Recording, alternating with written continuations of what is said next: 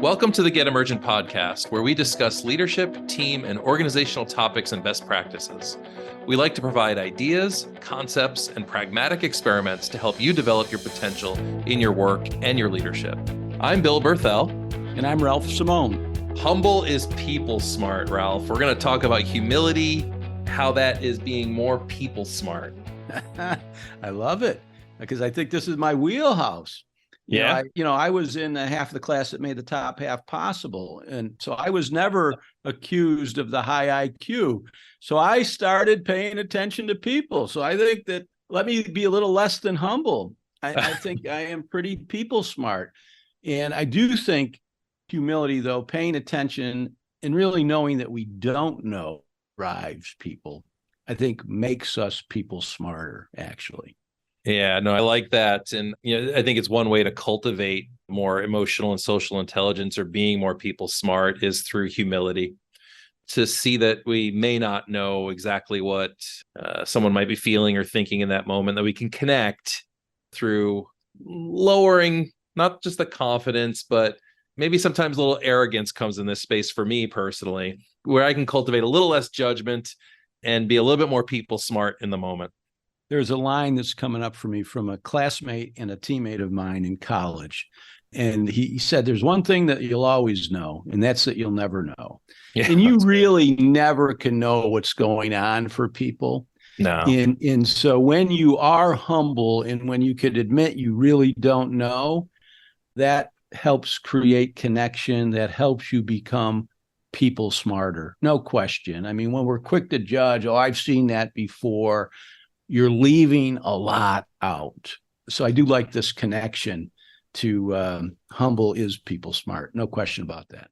The humility, I think, allows us to pay more attention in the moment. It allows us to be perhaps a little bit more, not just open, but aware to what's more accurately or really going on, what's happening. And curious to learn more, right? To learn more about what you don't know, or to what you might misread, or to get curious about what you think you are reading and to either validate it or not. Yeah, absolutely. Something to be looking for, not just the fact that we have more openness or more awareness and the opportunity to be seeing more, but this idea of congruency can really help us with people smartness, if that's a phrase. Let's explain what we mean by congruency in this context. Yeah, so congruency is viewing either the alignment or the potential gaps that there are for someone. And we'd like to suggest observing congruency in kind of three different areas, three different spaces. One is the people we're working with, their language. Is that in alignment with or congruent with then their body language? So spoken language. Second, body language, their posture, how they're holding themselves. Might add kind of their energetic presence in that. Are those aligned also with what you're picking up as their emotion? They're sensing, they're feeling their emotion. We can look for congruency there, or the gaps. Where might there be gaps? That creates more people smart. We're tuning in to three different levels of that other person or those people's being, how they are. And it seems as if we are tuning in at that level, it would lead us to ask a question as opposed to draw a conclusion if we were sensing any areas of incongruence. I think not just a question, Ralph. I think we're going to ask questions that are really mattering in that moment, that are important or significant. I think it's going to have us tune in to a deeper level of significance so we can ask meaningful questions. How do we help the person? I'm just quick. I can quickly assess, and I know, and I don't need to. I just net it out. Come on. I mean, and you might. I mean, I think some people are truly gifted, right? Some people are truly gifted in this space where they get a quick read and they're right. I'm not sure that's the humble part of the people smart, right? So being right or being accurate, that's cool. That's good. I think slowing down a bit. I think having the openness and willingness to, I'm going to say, self-test, is my initial read right or correct? And then how am I using that read? If I'm just speeding to the finish line, is that people smart? I'm not sure. Well, I think one way to figure it out is it creating connection or disconnection. Yeah. And when you quickly size somebody up and let them know what's wrong with them, Yeah. I don't think you're creating connection in those instances. And I Probably think, not. to me, you can actually get a good metric of the level of your people smartness by whether you are creating connection or not. Yeah, absolutely. And I'd suggest it's a process, not an event or not a finish line to get across. I think we need to stay tuned in, not just get tuned in with congruency, but stay tuned in with that individual. I think that's about the connection, right? What's the purpose of the connection is to stay connected so we can continue to ask meaningful questions, relate to that individual. Does their body language stay aligned with their spoken language and their emotion? Are they starting to demonstrate some different emotion as the conversation unfolds? It's a continual process with that person, not just a one and done, not a box to check off. Very dynamic, right? Very dynamic. And there's meaning in that connection, I think. So it sounds like what we're talking about with this connection of humble is people smart. We're talking about emotional intelligence. We are. We are really talking about being tuned in to our own emotions, but then tuned into the emotions of others in a way in which we can assess the situation, ask some questions, and make some connection. Yeah, absolutely. Right. There's that social awareness that's embedded in emotional and social intelligence. This is similar, or maybe it's the same as empathy, right? Really tuning in. It allows for recognizing that we don't know what the person's completely experiencing, but we can lend an understanding. That keeps us humble, that we can tune in to lend an understanding is a great exercise in humility, right? We can learn more about how they might be experiencing something then.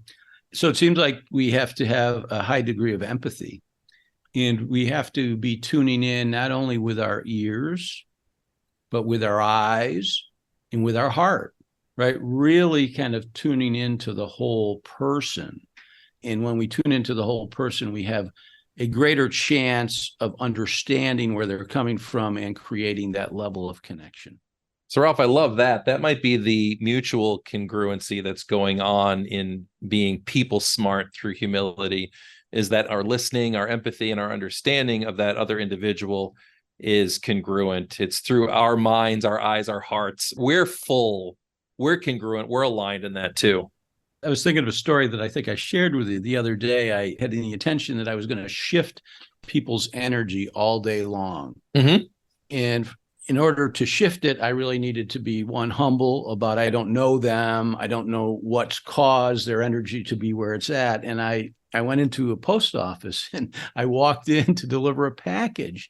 And I walk in on an argument between the customer and the guy behind the clerk over a stamp that this woman is requesting. And so I'm observing it. And I said, well, I want to remember my intention of shifting energy. And then I go up and he goes, you got a problem? And I'm like, and I think the humble part is don't get hooked. Yes. Don't be offended by someone else's energy. Be people smart. I said, well, no, I said, I need this padded envelope. And I explained my situation. And I was just checking to see that the book fit in. He's still not shifted. And then I go to the transaction and I want to pay for the postage and the envelope at the same time. And he wants to do it separately. I said, would you mind doing it together? He reluctantly. And then I engaged him. I asked him a question because I was a little confused about the zip code. And then his energy shifted dramatically because he was now dispensing his expertise, and we had a friendly chat. And I got to tell you, it wasn't the same. It was the same guy, but with a much different energy. And I think it was just because I was curious about what was going on, and he never told me. I mean, who knows what was actually going on? Sure. What I love about that is I think you asked him for his knowledge, his expertise, or his help in that moment. And most people want to be helpful, so they'll shift their energy to be helpful. And I think it's something really important when we're leading folks, that if their energy isn't congruent with what's occurring, if their emotion or their language, or if they're not quite congruent, we have an opportunity to shift that energy with them, asking them for their help or their expertise in something, their knowledge, will so often do that. And the first people you have to be smart with is yourself.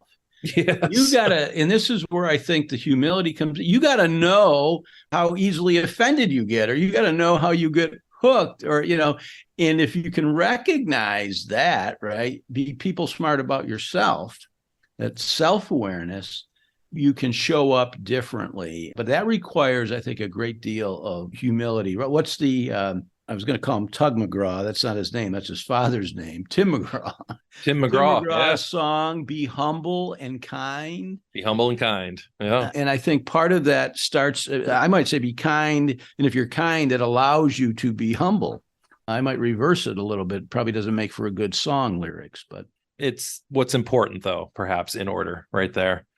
I think it's also akin to organizational awareness. I think this can go out beyond just a one-on-one relationship or somebody that we might be working with as a direct report or so forth. But I think we have to understand context that's going on in the organization as well, right? Not all situations are equal.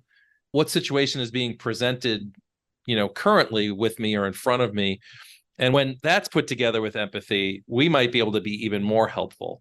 We might be able to really get into something that's a deeper issue or a deeper problem in the organization that'll make a bigger impact. Well, you're connecting the dots.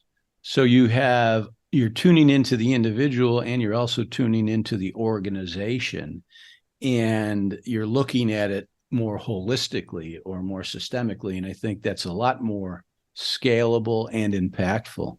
I think if we can look up for a moment as a leader and take that view, we can be even more effective and create bigger impact. I like that image, look up.